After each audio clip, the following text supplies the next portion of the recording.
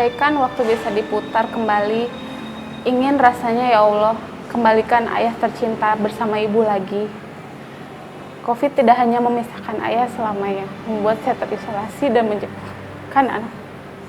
menjauhkan saya dan anak tercinta saya. Tapi semua sudah kehendak Allah, Covid itu nyata. Dan waktu yang mengobati dan mengingat kehilangan orang tercinta. Nama saya Dini Yuliantika. Saya salah satu penyintas COVID-19. Saya dirawat selama 24 hari di rumah sakit, berjuang untuk hidup sendiri dan kembali sehat bersama keluarga. COVID tidak hanya membuat saya sulit bernafas, tapi juga mengikis mental saya. Ini kisah saya. Awalnya ya saya positif itu kan saya demam tinggi, itu bisa sampai 39 gitu demamnya. Nah terus badannya juga lemes banget gitu, pokoknya kayak kita habis olahraga banyak gitu kan, jadi lemes nggak bisa gerak gitu deh. Makin hari makin ternyata gejalanya makin nambah gitu, ada sesak napasnya juga, ada diare juga gitu. Jadi awal diagnosa ke rumah sakit itu saya kan cek darah ya, cek darah itu didiagnosanya DBD. Terus cek darah lagi, ronsen, di situ ronsennya diagnosanya bronkopneumonia BP gitu.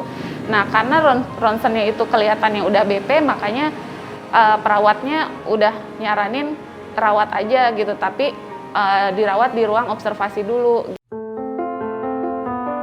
Pertama kali saya ke rumah sakit itu suami saya, karena naik motor kan kita malam-malam gitu. Nah terus karena pulang lagi, nah besokannya pas saya dirawat inap itu yang nganterin suami saya sama ayah saya. Saya sempat jatuh karena lemes banget gitu, jadi sempat dipapah juga sama ayah saya.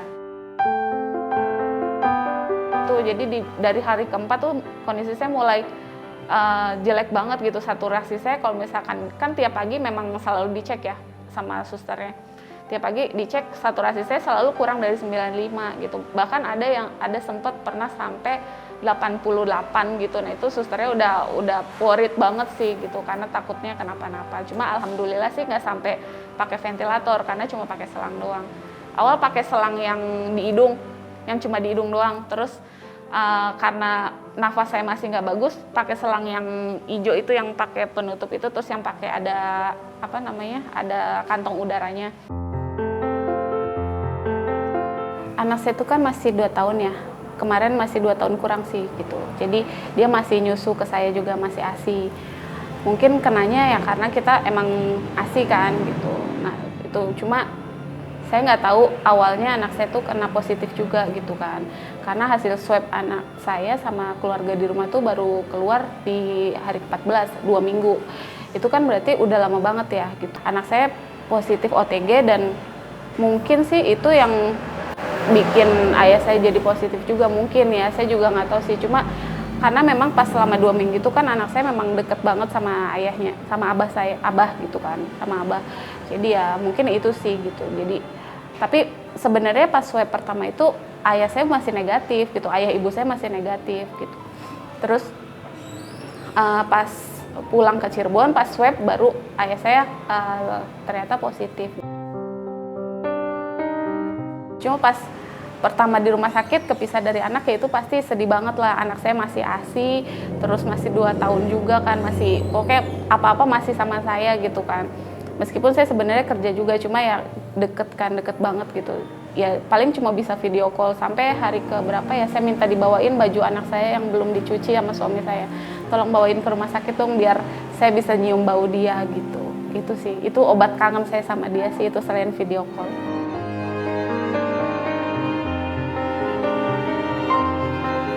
Jadi ada adik ipar saya di rumah. Itu biasa sih kalau saya kerja juga anak saya sama adik ipar saya itu.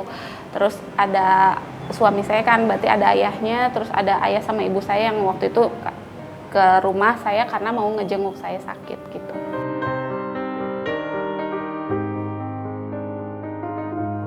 selama 2 minggu awal nggak tahu, karena kan kita taunya anak saya nggak ada gejala apa-apa, sehat. Adik ipar saya juga nggak ada gejala apa-apa, sehat gitu kan. Jadi ya kita nggak tahu, taunya saya doang yang positif gitu. Ya udah, mereka ya kumpul bareng aja ya. Itu yang tadi saya bilang, agak sedikit disesali kenapa hasilnya keluarnya agak lama gitu. Cuma ya balik lagi, mungkin saat itu kan crowded juga antrian swab PCR-nya kan. Jadi ya saya nggak bisa nyalahin pihak siapa-siapa, ya memang udah jalannya udah kayak gitu.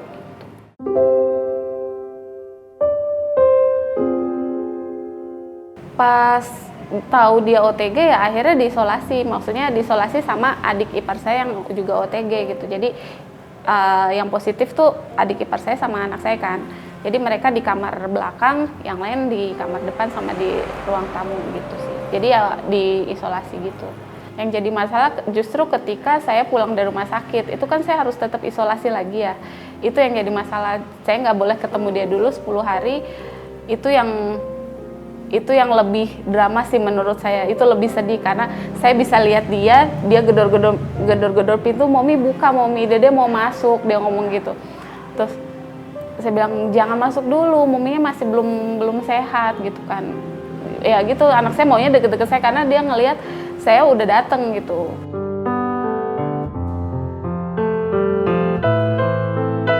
Jadi orang tua saya kan di rumah saya tuh 2 minggu lebih ya, pokoknya 2 minggu kali ya, 2 mingguan gitu deh orang tua saya di rumah. Terus mereka pulang ke Cirebon. Ayah saya minta pulang, terus setelah pulang tuh sehari apa 2 hari tuh ayah saya langsung demam gitu, maksudnya nggak enak badan, ngeluhnya nggak enak badan, nggak enak makan gitu kan. Belum ada sesak saat itu, cuma demam doang dan lemas. Itu ke rumah sakit ternyata katanya tensinya tinggi, jadi cuma dikasih obat turun tensi doang gitu kan. Balik lagi ke rumah, besokannya mulai agak sesak. Dia mulai ngeluh ke kakak saya, tapi ya ngelihat kondisinya udah sesak kayak gitu ya, terus hasil ronsennya kayak gitu juga ya, saya sih udah mikirnya oh kayaknya sih positif gitu. Terus ayah saya dirawat di rumah sakit kayaknya 3 hari deh, 3 harian gitu. 3 hari, hasil swabnya kan belum keluar. Begitu hasil swabnya keluar, dikasih tahu nih sama perawatnya, "Pak, Bapak positif," mungkin gitu kali ya kata-katanya. Terus mau dipindah ke ruang isolasi, udah selesai perawatnya ngasih tahu, itu kata perawatnya sih jam 8 malam. Terus ditinggalkan sama perawatnya. Jam 10 perawatnya balik lagi tuh bapak saya udah nggak ada gitu. Jadi belum sempat masuk ke ruangan isolasi, sebenarnya masih di ruang observasi. Gitu. Jadi mungkin bapak saya kepikiran juga positif, terus karena kan kalau pikiran kitanya lagi nggak bagus juga kan langsung ngedrop ya kondisinya gitu. Kalau bapak saya sih kayaknya sesak napasnya dia lumayan berat sih, karena dari awal dia udah nggak bisa ngapa-ngapain. Pas masuk rumah sakit itu dia udah pakai selang gitu, pakai tabung oksigen gitu sih.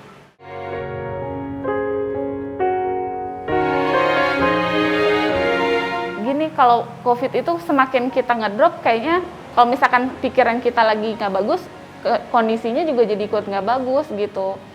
Jadi suami saya sih yang selalu tiap hari WA, video call gitu kan, biar saya ketemu anak saya. Bilang, "Ayo kamunya yang semangat, kalau kamunya nggak semangat, nanti ya nggak sembuh-sembuh," gitu.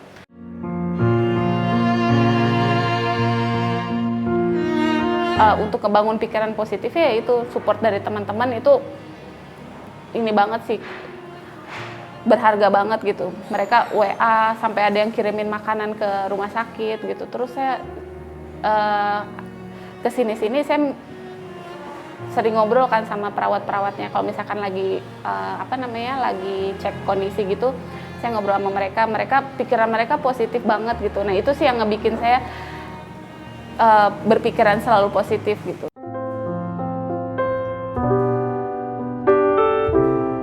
Kapan selesainya nih, banyak yang nunggu nih COVID selesai. Nggak kerasa ya, udah setahun aja. Harapannya cepet hilang deh, cepet selesai gitu kan. Maksudnya saya sih dari saya kena pun saya selesai kena, terus ayah saya nggak ada karena COVID juga, saya langsung mikir, ya Allah udah deh selesai gitu. Maksudnya jangan ada lagi yang kena gitu. Soalnya saya ngelihat teman-teman perawat yang di rumah sakit, kebenaran kan saya temenan sama mereka, itu kayaknya mereka udah kepayahan juga gitu. Gimana di rumah sakit lain juga pasti sama gitu kan. Jadi saya sih harapannya udah deh selesai gitu.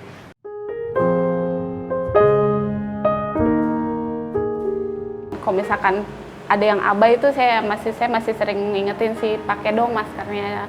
Terus kalau di rumah juga saya lebih ketat lagi sih sekarang gitu. Terus di rumah saya juga kan kebetulan kompleks saya itu dari awal COVID memang mengharuskan satu rumah punya satu cuci tangan sama sabun di depannya. Gitu. Jadi ya itu ya tetap dijalanin lagi gitu. Hari ketiga aku di rumah sakit, Mama WhatsApp, alhamdulillah Mama negatif sama adik, jadi udah boleh pulang. Ya Allah, itu kayak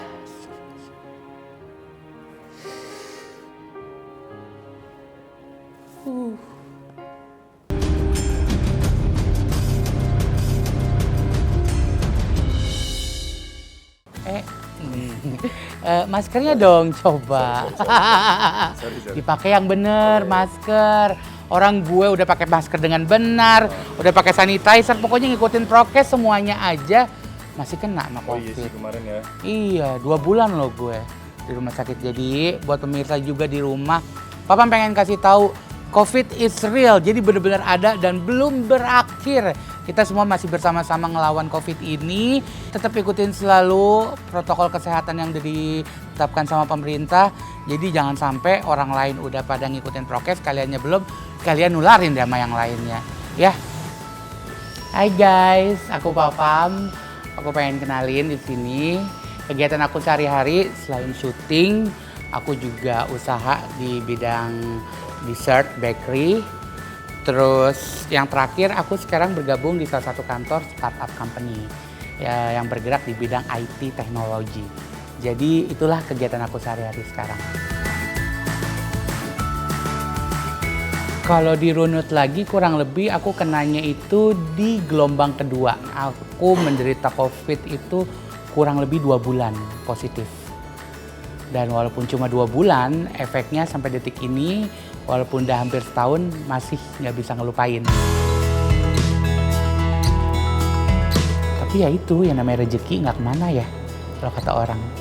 Dapatlah rezekinya, giliran kena COVID. Nah emang saat itu jujur aku lengah. Aku ketemu sama sahabat-sahabat aku, pulang dari situ aku capek. Tapi kayaknya aku feeling gak enak, karena hari keberapa aku udah mulai kehilangan penciuman. Aku pas kehilangan penciuman, oke, ini COVID gua kena.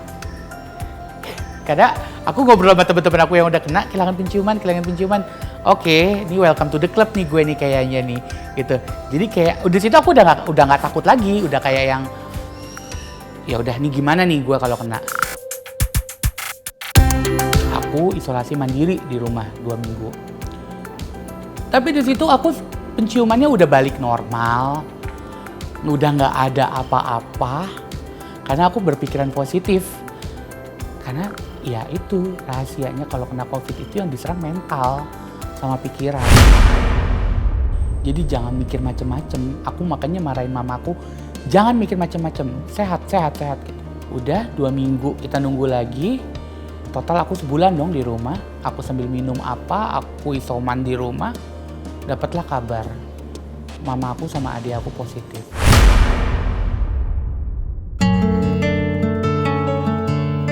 Gila, gue nularin mak gue, gitu kan. Ini kalau mak gue kenapa-napa, ibarat kata kalau disuruh milih, mendingan gue deh yang nauzubillah min dzalik kenapa-napa ya, daripada nyokap gue gitu kan sama adik gue juga masih kecil. Ayah gue negatif, gue udah alhamdulillah. Terus gue minta maafnya tuh kayak apa tahu ke ayah gue, sorry ya, gara-gara aku jadi mama kena gini-gini. Nggak apa-apa. Akhirnya kita dititipin di rumah lawan COVID di Tangsel. Jadi kalau rumah lawan COVID itu kalau di Jakarta tuh Wisma Atlet ya, gitu. Cuman itu emang ditaruh buat orang-orang yang tanpa gejala berat. Kalau yang udah punya gejala berat nanti akan dioper ke RSUD. Singkat cerita, aku udah meyakinkan mamaku kita harus datang ke sana. Itu beratnya tuh nggak lebih enteng loh untuk mutusin untuk pindah ke sana. Karena masukan dari orang-orang yang justru nggak tahu apa-apa, akhirnya malah bikin kita bingung sendiri, berangkat apa enggak. Jangan loh nanti ketularan sama yang lain, jangan nanti gini. jangan nanti mati langsung dikubur, bla bla bla kayak gitu-gitu. Kan kita udah bingung ya.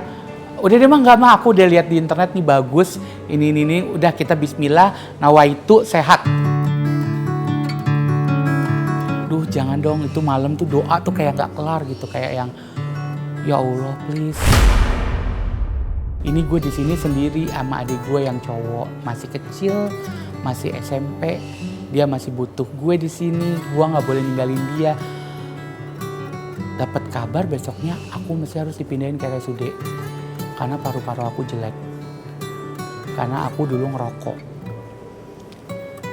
Ada flek di paru-paru, kamu harus pindah ke RSUD. Wah aku nggak bisa pindah. Aku di sini ada adik aku nggak ada yang jagain. Ya nggak bisa. Aku disuruh harus tanda tangan kalau lu menolak untuk dipindahkan.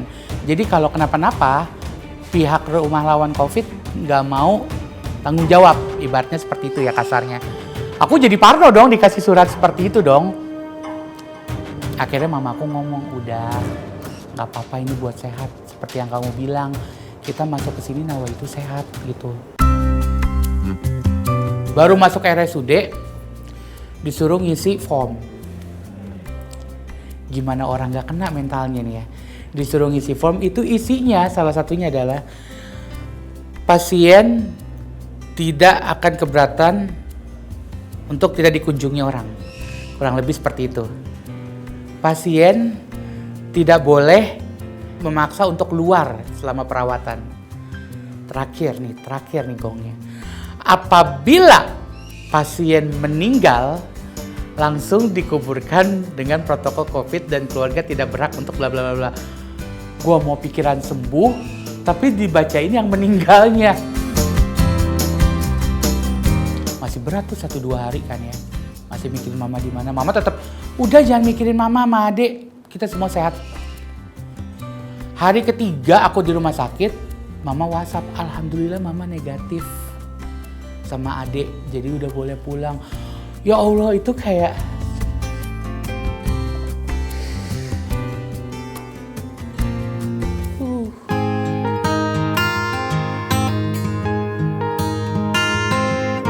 ada darah, ada gulanya nggak? Dokter visit kan akhirnya nanya.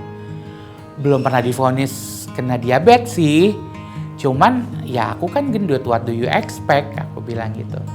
Ya udah kita lihat aja ya. Tapi ternyata alhamdulillah aku nggak mesti harus suntik insulin. Karena emang gula darahnya masih dibilang stabil. Aku tipikal orang yang lebih suka ngabarin kabar baik ketimbang ngabarin kabar buruk. Jadi singkat cerita aku hari kesekian di rumah sakit, aku udah dinyatakan sembuh. Sembuh ya, tapi belum negatif. Alhamdulillah udah boleh pulang. Aku sampai, hah? Serius? Which is tuh harusnya 14 hari minimal di RSUD. Ini aku cuma 7 apa 5 hari, aku bilang. Sembuh beneran, boleh iya tapi belum negatif, tapi sembuh. Temennya, yang main sama dia kan kena COVID. Kita udah sembuh. Bahkan ada cerita lucu. Tetangga mamaku kena setelah sebulan mamaku udah pulang. Abis ketemu mamaku. Abis dia kena, dia bilang abis gara-gara ketemu Bu Arif nih. Kita udah sembuh. Kita udah kesel sendiri ya. Tapi ya balik lagi, gak bisa ngatur pola pikir masyarakat.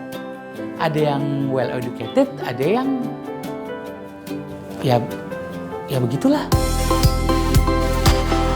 Dan pesan-pesan buat teman-teman, baik yang belum kena maupun yang udah kena, ingat 5M. Mencuci tangan dengan sabun, menjaga jarak, menjauhi kerumunan, membatasi interaksi, dan yang terakhir, memakai masker.